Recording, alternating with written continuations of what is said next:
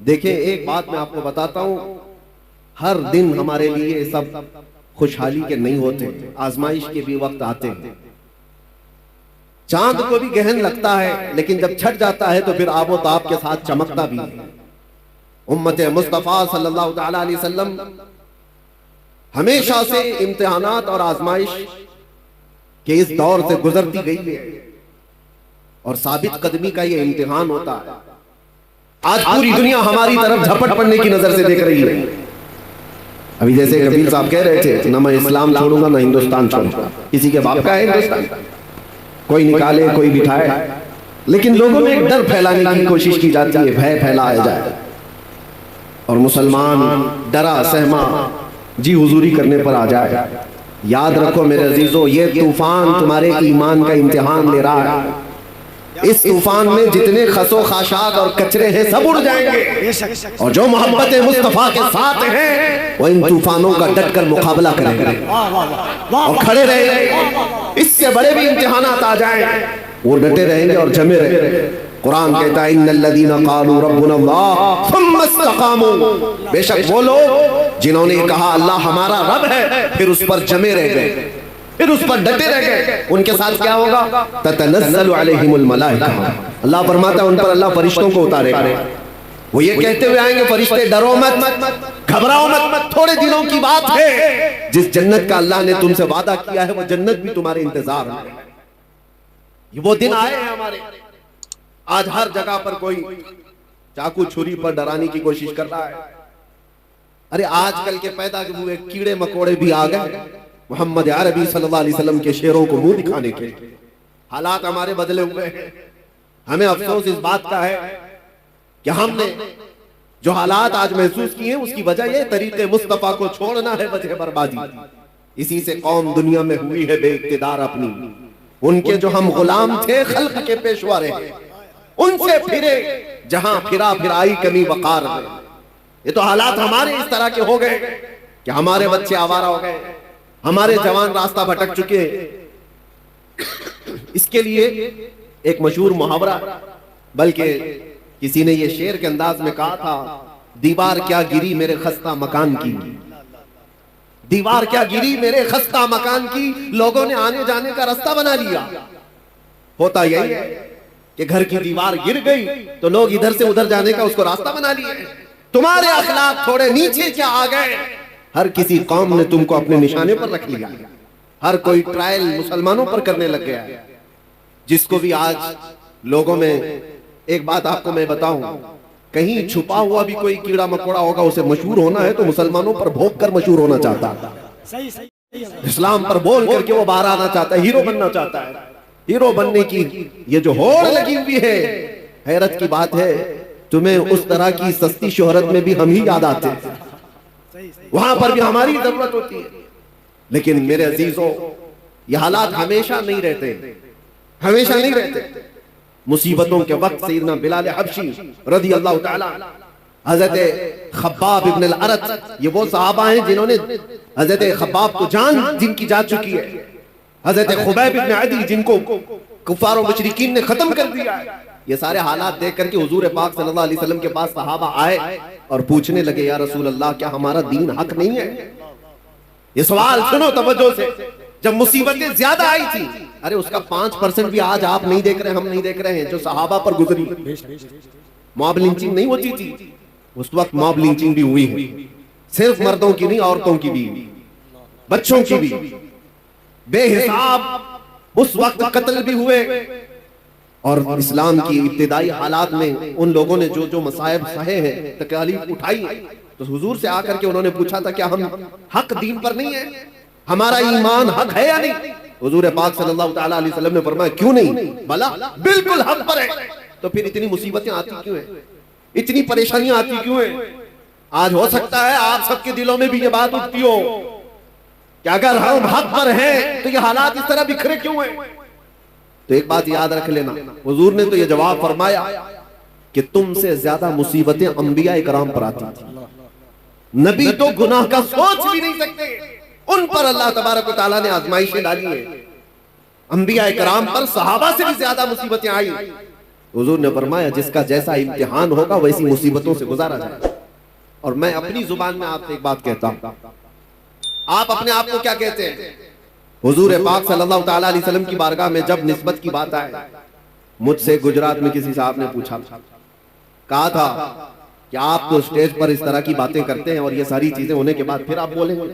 सुनो, हम कहते हैं हुजूर पाक सल्लल्लाहु ताला अलैहि वसल्लम की जब बात आती है तो शेर में इस्तिआरा के तौर पर हम कहते हैं तू शम्मे रिसालत है। ये कहते हैं या रसूल अल्लाह तू शम्मे रिसालत है, आलम तेरा परवाना। हम सब क्या हैं? हम सब क्या हैं? परवाने। और हुजूर को शमा हम कहते हैं। शमा और परवाने को कभी देखा भी है या सिर्फ और सिर्फ सुना है? थोड़ी देर अगर आप तवज्जो करें तो एक मौसम भी आता है, वैसे भी लाइट जहां पर भी आप जलाए, देखो कीड़े मकोड़े जो आ जाते हैं इर्द गिर्द घूमते, चिराग रोशन करो, वहां पर भी छोटे छोटे पतंगे आ जाएंगे, कीड़े आ जाएंगे, वही परवाने हैं। और ये शमा के इर्द गिर्द आते क्यों हैं? थोड़ी देर उसकी रोशनी लेते, घूम फिर करके वहां पर मर जाते, जान दे देते। कितने कीड़े मर जाते हैं एक शमा के पास, रोशनी के पास। तो आप कभी उन पतंगों को पूछो, अपने भाइयों को भी मरते हुए देख रहे हो, फिर जाते क्यों हो? चिराग रोशन है, उसके इर्द गिर्द आते क्यों हो? परवाना जवाब देगा मैं पैदा ही हुआ हूं क्षमा पर जान देने के लिए। नारे तकबीर, दोनों हाथों को उठाकर नारे तकबीर, नारे रिसालत। इसीलिए परवाना ये कहता है तू नादान है, तू सिर्फ क्षमा के इर्द गिर्द मेरे भाइयों को मरते हुए देखा तो मुझसे पूछ रहा है मरी हुई लाशें देख करके फिर क्यों आता है? जवाब वो देता है परवाना मैं पैदा ही हुआ हूं क्षमा के अतराफ घूमकर अपनी जान देने के लिए। इन दुनिया वालों को बताओ ऐ सुन्नी मुसलमानों, गैरत सुन्नी आज भी जिंदा है, उन पे मर मिटने का जज्बा कल भी था और आज भी है। हम पैदा हुए हैं मुस्तफा करीम सल्लल्लाहु ताला अलैहि वसल्लम की इज्जत पर मरने के लिए ही। इसीलिए तो हम अपने बुजुर्गों से जो मनकूल हमें अकीदे और अदब आए हैं, हम गुनगुना करके यूं कहते हैं बारगाह मुस्तफा में हमारी अपनी जिंदगी होती तो फिक्र करते हैं, हमारी अपनी जान होती तो हम फिक्र करते। अरे आदमी उस चीज की हिफाजत की फिक्र करता है जो उसकी खुद की हो।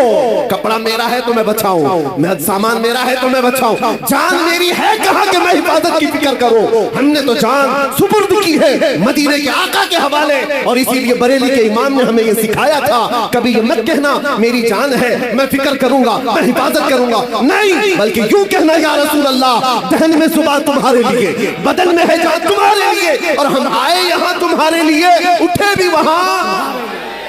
नारे तकबीर, नारे रिसालत।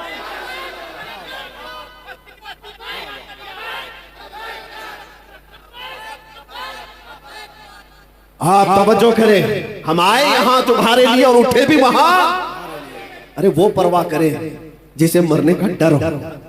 और दूसरी बात ये भी मैं बताऊं, आपको डर किस चीज का बिठाया जा रहा है? किस चीज से खौफजदा हो? भागते किस चीज से हो? सबसे लास्ट इस दुनिया में कुछ होने वाला है तो मौत है। सबसे आखिरी चीज क्या होने वाली है? उसके बाद क्या है? सजाएं जितनी भी है सबसे हाईएस्ट सजा मौत है। और मौत उसके लिए डरावना सपना है जिसको जलना है, जलना है, जलना है। और मोमिन के लिए डरावना सपना नहीं है, ये तोहफा है। इधर आंख बंद हुई उधर दीदार मुस्तफा हुआ, उसके लिए डरावना सपना नहीं है। और सच्चा मोमिन तो इंतजार में गुजारता है, न जाने वो शब कब आएगी जब मैं इस दुनिया को छोड़कर अपने महबूब के पास जाऊंगा। हाँ मेरे अजीजों, हम वो लोग नहीं है। इसीलिए इकबाल ने कहा था अंग्रेजों ने परख करके देखा था तुम्हारी तबीयत को, और उसके बाद ये जुमला कहा था ये फाका कश मौत से डरता नहीं जरा, ये फाका कश मौत से डरता नहीं जरा। हकीकत है ये, अंग्रेजों ने जो कहा था ये भूखे रहते प्यासे रहते। फाका कश किसको कहते हैं? महीनों से इनके घर में रोटी नहीं आती, कपड़े के मोहताज है, घर की छत नहीं है, लेकिन मौत से डरता नहीं है। कौन सी चीज है जो इसे निडर बनाकर रखी हुई? कौन सी चीज है जो इसे बेखौफ बनाकर रखी है? अंग्रेज कहता है रूह मोहम्मदी इसके बदन से निकालता। रूह मोहम्मदी, सारी दुनिया इसी के चक्कर में है कि वो रूह मोहम्मदी जो इनके पास है उसे निकाल।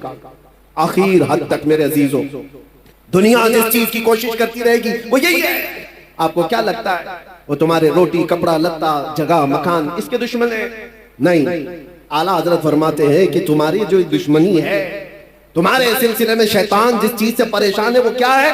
आंख से काजल साफ चुरा ले, या वो चोर बला के तेरी गठरी ताकी है और तूने नींद निकाली है। तुम्हारी गठरी ही देखी गई है। चोर जो है ना देखता है मजमे में किसके पास है माल और उसी की जेब पर नजर रखता है और हर एक को देखता भी नहीं। इसीलिए मेरे अजीजों, आपके ऊपर नजर इसलिए है शैतान की कि गठरी में मोटा माल दिख रहा है, बड़ा माल उसको दिखता है, इसीलिए सारी की सारी ताकत सुन्नियों पर लगाई जाती है। और जहां भिखारी लोगों कुछ ही ना हो, उनका कौन दुश्मन है? उनका कौन दुश्मन है? उनके पास चोर को मिलना क्या है? और इसी वजह से लोग ये कहते हैं कि वो लोग तो इतने नमाजी हैं, 40-40 दिन चले जाते हैं, पूरी पूरी जमात लेकर के भी कुछ नहीं होता, कहीं कोई प्रॉब्लम नहीं होता, और हम जो है 4 लोग भी जाएं तो हमको पता नहीं कितने बैरिकेडिंग से क्रॉस करना पड़ता है। हमारे साथ भी मामला था। और एक साहब, उनकी भी बात मैं आपके सामने रख रहा हूं, ऑफिसर, मैंने कहा साहब इतनी बड़ी बड़ी जमातों को आप कुछ नहीं कहते, मैं अकेला आदमी, मेरे आगे पीछे कुछ भी नहीं, और सारे संतरी सारे पहरेदार मेरे पीछे लगा देते हो। कहा वो बेजरर है, वो बेजरर है, जुमला था, वो नुकसानदेह नहीं है, नुकसानदेह नहीं है, वो कहीं पर भी जा सकते हैं, ताकि वो इजराइल में भी जा सकते हैं, कोई मसला नहीं, आपसे प्रॉब्लम है। कहा क्यों? आपसे प्रॉब्लम ये है कि वो बोलते कुछ नहीं और बोलते आप सबसे ज्यादा। तो कहा मेन मसला बोलने का, समझ में यही आया, बोलने का। तब फिर हमने आपको एक बात उनको ये कहा, आपकी सिक्योरिटी, आपकी अमन और शांति सब मुबारक हो, अगर बोलने में कंप्रोमाइज करने ही पर वो सारी छूट मिल सकती है तो 1000 बार मार दो, हमको वैसी छूट की जरूरत नहीं है। बुज़दिल बनकर, बेगैरत बनकर जीने का मतलब क्या है? तुम आज रोक सकते हो, इंशाअल्लाह कल रब तबारक व तआला हालात सही फरमा दे। आज तुम पाबंदियां लगा सकते हो, हमारे ऊपर किस चीज के लिए पाबंदियां? सिर्फ इसलिए कि हक बात बोलना, हुजूर पाक की इज्जत के बारे में बोलना। और सबसे बड़ी बात यह है कि लोगों को उठाना नहीं है, बेदार नहीं करना है, इश्क रसूल पर लोगों को उठाना नहीं। ये मैं अंदर की बातें बता रहा हूं। कुछ लोगों ने मुझे आकर ये कहा भी आपको जितना दूसरे टॉपिक्स पे बोलना है बोलते रहिए, कोई मसला नहीं है, लेकिन बस ये आप जो नामूसे रिसालत और इश्क रसूल की बात जिसमें नौजवानों को उठाते हैं, ये बंद कर दीजिए। कहा यही तो असल है, और जान नहीं रही तो फिर जिस्म का मतलब ही क्या? नमाज, रोजा, हज, ज़कात, ये सारी चीजें हाथ पैर आंख कान का नाम काम कर सकती हैं, लेकिन किसी के अंदर रूह ही ना हो तो हाथ का क्या काम, पैर का क्या काम, ये आंख और नाक का क्या काम? रूह अगर है तो ये सारी चीजें काम की हैं, और रूह ना हो तो ये सब सड़ गल जाती है। इसीलिए इश्क मोहम्मद ही हमारी रूह है, मुस्तफा करीम का नाम हमारी जान है, और इसके बगैर हमारा कुछ नहीं है। इसीलिए आला हज़रत ने क्या कहा था, वो जो न थे तो सुन्नियों को पता है, वो जो ना हो तो। दूसरा जुमला आपकी तरफ से ही होता है, हमने देखा है, जाहिल से जाहिल मोहल्ले में भी जाकर के पूछो, वो दूसरा जुमला खुद ही कहेंगे, वो जो ना हो तो। सबको पता है हमारी जिंदगी में भी वो जो ना हो तो, अरे कब्र में भी वो जो ना हो तो, और हश्र में भी वो जो ना हो तो, तुम्हारी नमाज में भी, तुम्हारी अजान में भी वो जो ना हो तो। ये एक बात याद रखो, आबरूए माज़ नाम मुस्तफा, हम सबकी इज्जत आबरू मुस्तफा के नाम से है, और अगर वो ना हो तो फिर कुछ भी नहीं है, कुछ भी नहीं है। इसीलिए अपनी सारी ताकत और कुव्वत इसी बात पर लगाओ कि मुझसे ये दौलत कोई छीनने ना पाए, मुझसे ये चीज कोई छीनने ना पाए। मैं जो बात कह रहा था उसको मैं आगे बढ़ाता हूँ। हालात हमेशा एक तरह के नहीं रहते। लोग अगर ये समझते ताकत के नशे में कि सब कुछ अब जैसा चाहे वैसा चला लेंगे, तो बाज औकात कुत्ता भी जो बैलगाड़ी के नीचे चलता है वो यही सोचता है पूरी बैलगाड़ी मैं ही चला रहा हूं, उसको भी ऐसा लगता है। और लोग डर जाते हैं, स्टेज वाले भी, मैं जैसे ही कुत्ता कहता हूं। आपको डरने की जरूरत नहीं, खौफजदा होने की जरूरत नहीं। मेरे अजीजों, हमने ये उसका इजहार भी कर दिया, जिनको तकलीफ दी हमने उसके जवाब में कह दिया आपको तकलीफ होती है किसी को भी कुत्ता कहने से, लेकिन मुझे नहीं होती। आप मुझे 1000 बार कुत्ता कहो, लेकिन इसका उसका नहीं, दरबारे रिसालत का हम खुश होंगे। हमारी पहचान ही वो है। सगे तैबा सब कह कह के पुकारे बेदम, यही रखी हो मेरी पहचान मदीने वाले। हमें सब इस बात से डर नहीं है। आज से मैं कहता हूं कि हालात हमेशा के नहीं रहते। साहबा इकराम रिज़वानुल्लाह ताला अलैहिम अजमाइन ने बदर के हालात देखे, उहद के हालात देखे, खैबर के हालात, खंदक के हालात देखे, और हुदैबिया में सुलह के हालात भी देखे। ऐसा वक्त भी आया था कि मक्का के कुफार और मुशरिकीन ने जोर जबरदस्ती कर डाला था, सारी अपनी पसंद की सुलहनामे में शर्तें लगा रखी थी कि मदीने से कोई भाग करके आएगा तो हम वापस नहीं करेंगे, मक्का से कोई भाग कर जाएगा तो आपको वापस करना पड़ेगा। सब सहाबा ने देखा था ये दबी हुई सुलह है, ये झुक करके मानने वाली बात है, ये वक्त हमेशा नहीं रहता। सहाबा ने उस वक्त जानते हो बेचैनी और बेकरारी में कहां तक पूछा था। सैयदना उमर इब्न खत्ताब, या आज के हालात पर मैं बात कर रहा हूं, हो सकता है कोई भी इसमें इस तरह के ख्यालात लेकर के बैठा हो कि हम हक पर हैं तो ऐसे हालात क्यों बने हुए। हजरत उमर ये चाहते थे कि जंग हो जाए, हम मक्का वालों से जंग करके उम्रा कर लेंगे, हम 1400 की तादाद में। हुजूर मना कर रहे थे कि नहीं, जंग की जरूरत नहीं, हाजत नहीं, मैं जो देख रहा हूं वो तुम नहीं देख रहे। हजरत उमर जा करके सहाबा को पकड़ पकड़ कर कह रहे थे क्या जंग की तैयारी नहीं कर सकते। यहां तक कि हजरत अबू बकर सिद्दीक के पास आकर के उन्होंने कहा हजरत उमर ने कि अबू बकर चलो रसूलुल्लाह से बात तो करते हैं कि जंग करेंगे हम, हमें ये सुलह करने की जरूरत क्या है। हजरत अबू बकर सिद्दीक ने उनको कंधा हिला करके क्या कहा था जानते हो? कहा इल्ज़म गर्ज़क या उमर, ऐ उमर अपनी गैरत में रह करके बात करो, इसलिए कि तुम किसके बारे में कह रहे हो, रसूलुल्लाह। वो जो देखते हैं वो वही खुदा के जरिए से देखते हैं, अल्लाह तबारक व तआला ने उनको वो इल्म दिया है। तो हजरत उमर खामोश हो गए। उसके बाद हुआ क्या जानते हैं? साल नहीं गुजरा था कि 10,000 सहाबा की तादाद के साथ मेरे आका मक्का में फातिह की शान से दाखिल हुए थे। मक्का में जब तशरीफ लाए थे कत्ल गारत करते हुए नहीं आए थे। ताकत का नशा जिसको आज चढ़ता है ना, वो लोग क्या कहते हैं कि आज हमारा पावर है, जो कुछ चाहे जिसको चाहे जैसे चाहे मार दे, खत्म करे। रसूलुल्लाह सल्लल्लाहु अलैहि वसल्लम का मिजाज तो देखो। तकरीबन जिनको सहाबा को 20 साल तक जिन्होंने तकलीफें दी हैं, वो मक्का में दुश्मन मौजूद थे, पकड़ के उनको मार सकते थे। हुजूर पाक जब मक्का में तशरीफ लाए, सहाबा सब साथ में ऐलान हो रहा था। सहाबा कह रहे थे अल यौम यौमुल मलहमा, आज तो गोश्त के छींटरे उड़ाने का दिन है, दुश्मनों को पकड़ के मारेंगे। नबी आखिर ज़मान सल्लल्लाहु तआला अलैहि वसल्लम ने क्या फरमाया? नहीं, अल यौम यौमुर रहमा, आज का दिन रहम करने वाला दिन है, माफ किए जाएंगे सब। मक्का के उन पुराने दुश्मनों को रसूलुल्लाह सल्लल्लाहु अलैहि वसल्लम ने माफ कर दिया। ताकत जब किसी के पास आए तो रसूलुल्लाह को देखे। मेरे आका सल्लल्लाहु अलैहि वसल्लम का मिजाज क्या है?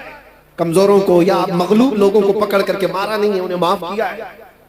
नबी पाक सल्लल्लाहु तआला अलैहि वसल्लम ने उन्हें आजाद किया।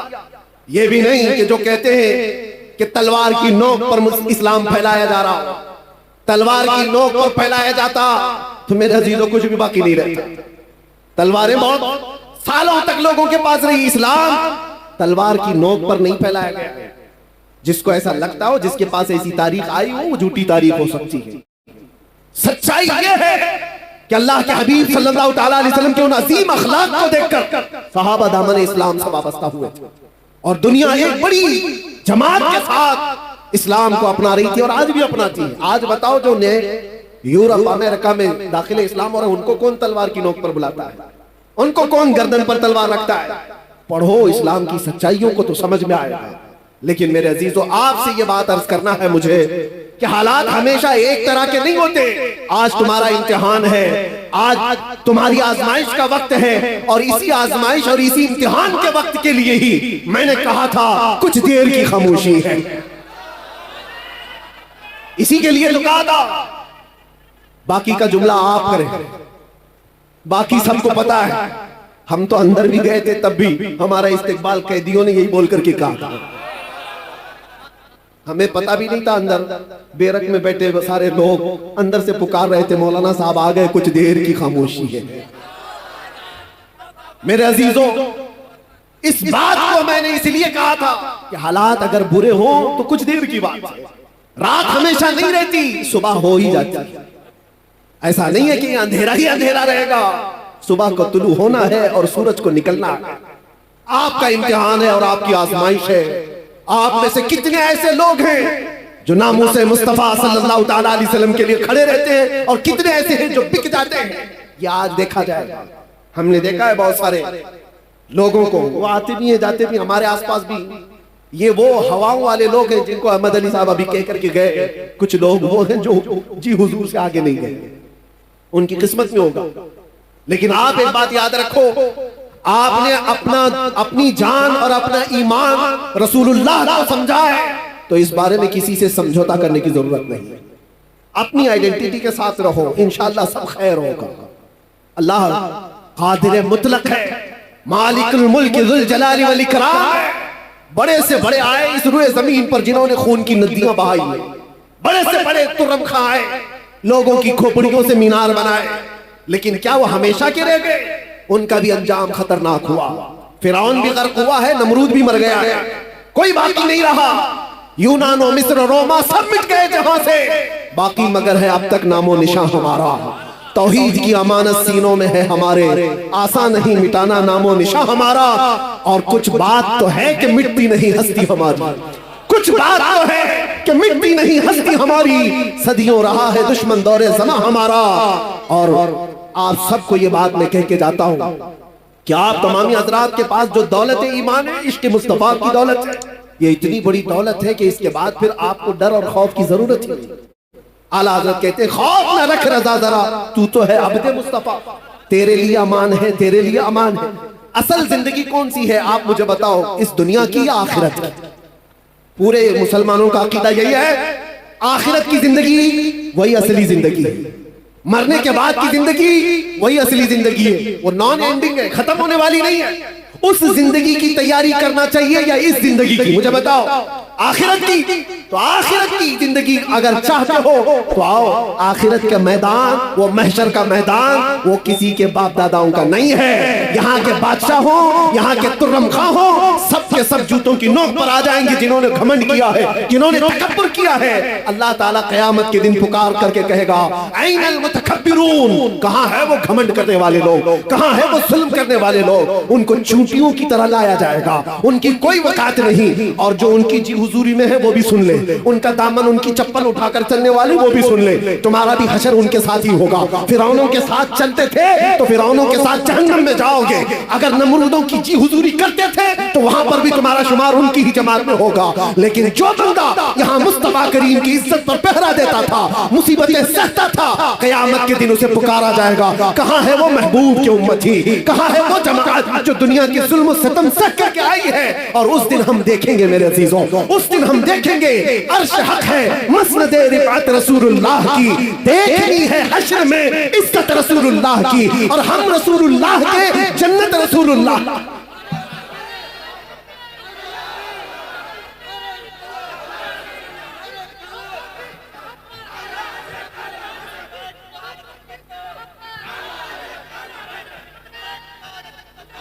मैं ये नहीं कहता कि यहाँ कुछ भी नहीं होगा।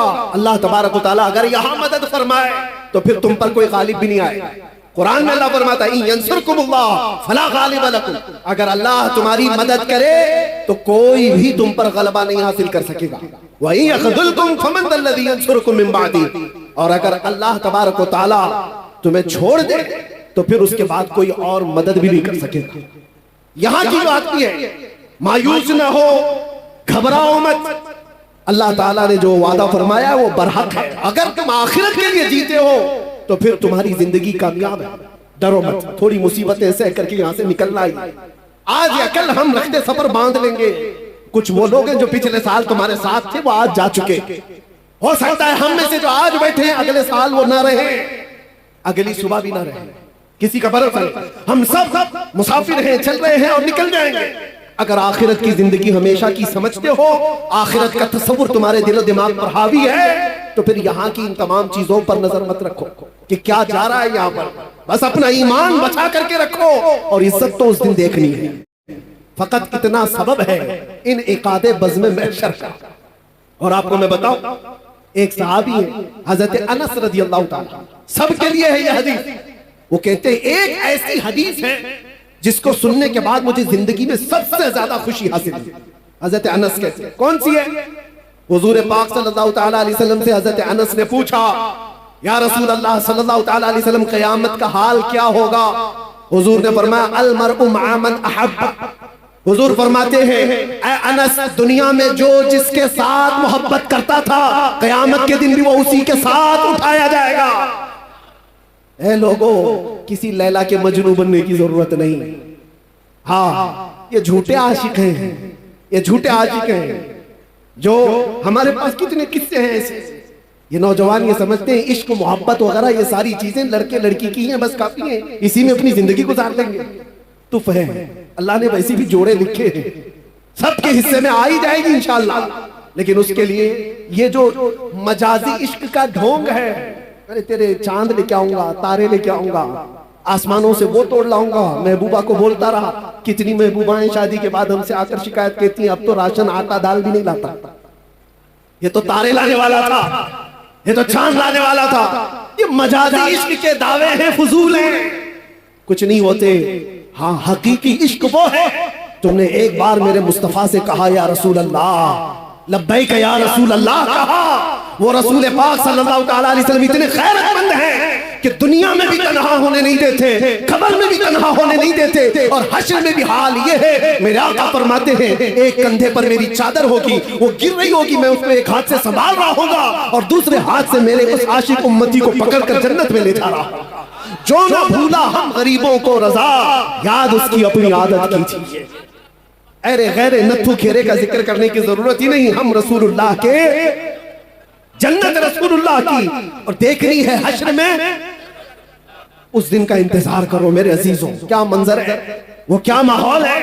आपने सुना भी होगा हदीसों में और उलमा से बयान में सुनते होंगे, ये उम्मत, ये मखलूक आदम अलैहिस्सलाम के पास जाती है अपनी सिफारिश के लिए। आदम अलैहिस्सलाम भेजते हैं नूह अलैहिस्सलाम के पास, इज़हबू इला गैरी, मेरे अलावा किसी और के पास जाओ। नूह अलैहिस्सलाम दूसरे नबी के पास भेज रहे हैं, ए मखलूक खुदा, ए इंसानों का हुजूम, जाओ किसी और नबी के पास, आज मेरे ही लिए मसला है। नफ्सी नफ्सी का वो जिक्र कर रहे हैं। ये सुना है ना हदीस आपने, 1,24,000 कमोबेश अंबिया कराम के पास ये उम्मत, बल्कि ये पूरी इंसानियत घूमती रही सिफारिश करवाने के लिए कि अल्लाह हमारा हिसाब तो शुरू कर दे।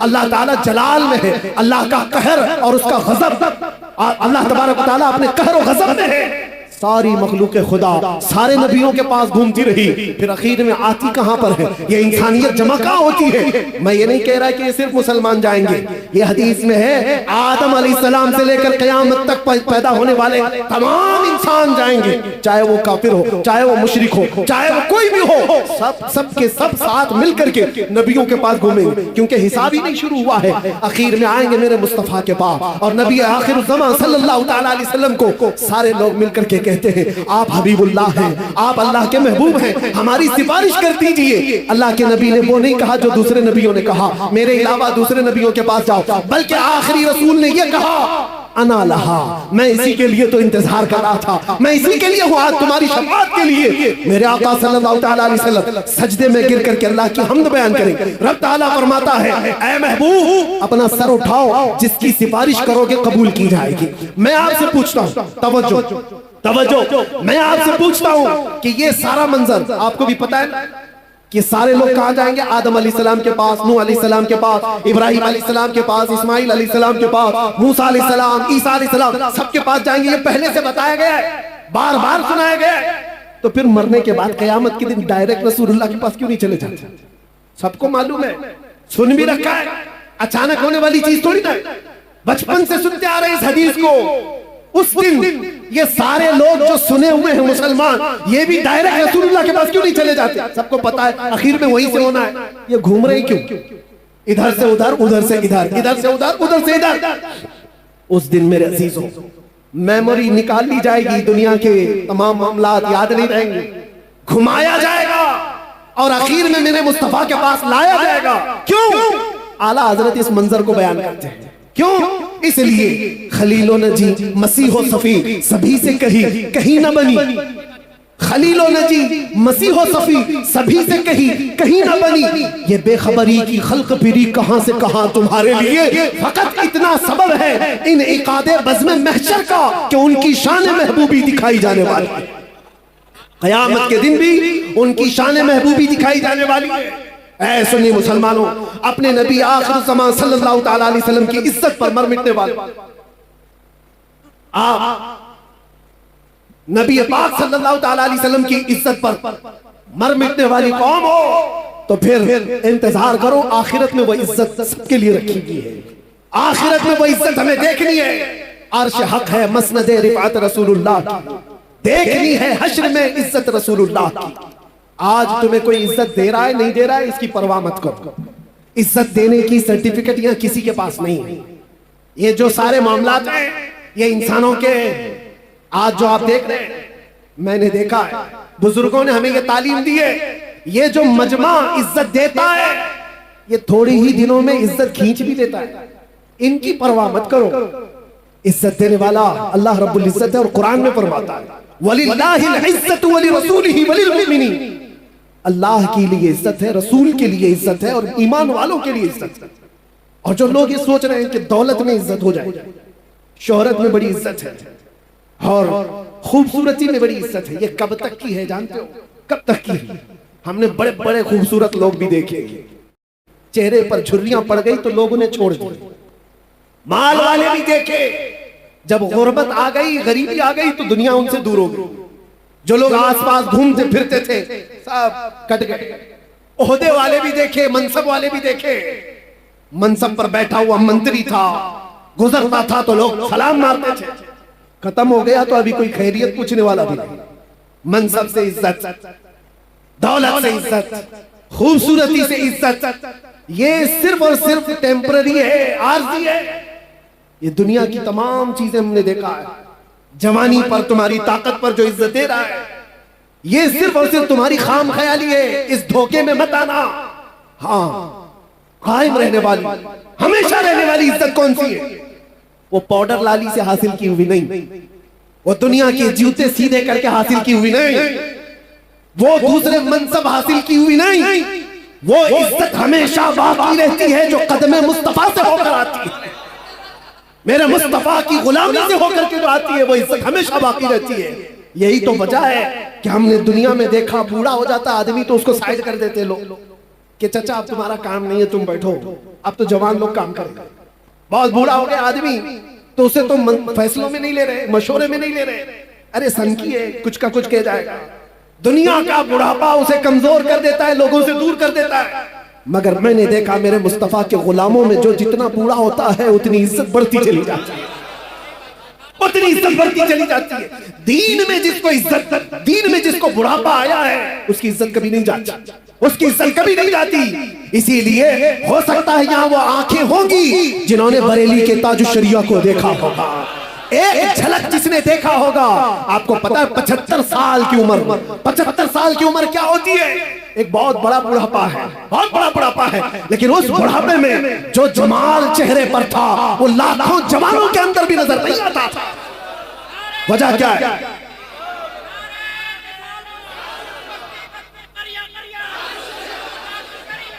आज भी मेरे अजीजों वो बुढ़ापे हमने देखे हैं। दूसरे बुढ़ापे और हैं जहां लोग भूल जाया करते हैं, लोग उनको सनकी बाबा कह करके हटा देते हैं, लोग उनको मजलिसों में बैठाते नहीं। लेकिन एक बुढ़ापा वो है जो दीन पर आया है, मेरे मुस्तफा के नाम पर आया है। वो जितना बढ़ता जाता है इज्जत बढ़ती चली जाती है। हमने ऐसे कितने उलमा मशाइख को देखा, आज भी बड़े मशाइख मौजूद हैं। मुहद्दिस कबीर की जिंदगी को देखो, 90 साल से तजावुज कर गई है उम्र, लेकिन कोई कहता है मेरे अजीजों आज भी एक झलक देखने को लोग बेताब रहते हैं, बेकरार रहते हैं। हजारों उलमा जिनके सामने अपने सर खम कर देते हैं। वजह क्या है? ये बुढ़ापा दुनिया की चापलूसी में मिला हुआ नहीं है, ये हदीस रसूल की निस्बत से मिला हुआ है। यह उम्र मुस्तफा करीम की गुलामी में मिली हुई है। इसीलिए आप सबसे भी एक बात ही कहूंगा और मैं अपनी तकरीर यहाँ पर खत्म करता हूँ। इधर उधर कहां जहां जहां मन करे ढूंढ करके वापस आ जाना। जिंदगी भर छान मार करके वो इज्जत ना ला पाओगे जो आमिना के लाल के दरबार में एक दिन की जिंदगी में मिल जाएगी। इसीलिए हजारों दिन भी अगर तुम्हें मिले, दुनिया की गुलामी में हजारों दिन की गुलामी तुम्हें वो इज्जत नहीं दे सकती जो मेरे मुस्तफा के नामूस पर एक मिनट की जिंदगी अता कर सकती है। हमारे पास आज क्या है? दुनिया हमें चाहती क्यों है? ये सिमडेगा, ये झारखंड, ये बंगाल, कोई इलाका बचा नहीं जहां मैं गया नहीं। सारे इलाकों को देखा टूट करके जो लोग चाहते हैं वो इसलिए नहीं कि हमारी पार्टी का नेता आया है या किसी जगह का अमीर आया है या किसी जगह का बड़ा आदमी आया है। नहीं, दुनिया सिर्फ और सिर्फ हमसे मोहब्बत इसलिए करती है जब तक बिके न थे तो कोई पूछता न था या रसूल अल्लाह तुमने खरीद कर हमें अनमोल कर दिया। या रसूल अल्लाह, तुमने खरीद कर हमें अनमोल कर दिया। आ जाओ और इसी बात पर हम गुफ्तगू खत्म करते हैं कि मोहम्मद से वफा तूने, तो हम तेरे हैं। ये जहां चीज है क्या, लाहो कलम तेरे हैं। कुव्वत इश्क से हर बस्त को बाला कर दो, दहर में नामे मोहम्मद से उजाला कर दो। और दुनिया कुछ नहीं देती, कुछ नहीं देती, जितना देती उससे डबल ले लेती है। इसलिए आला हज़रत की इस बात पर कुर्बान जाओ। कौन देता है, देने को मुंह चाहिए। अरे देने वाला है सच्चा, देने वाला है सच्चा हमारा नबी। लब्बैक या रसूल अल्लाह।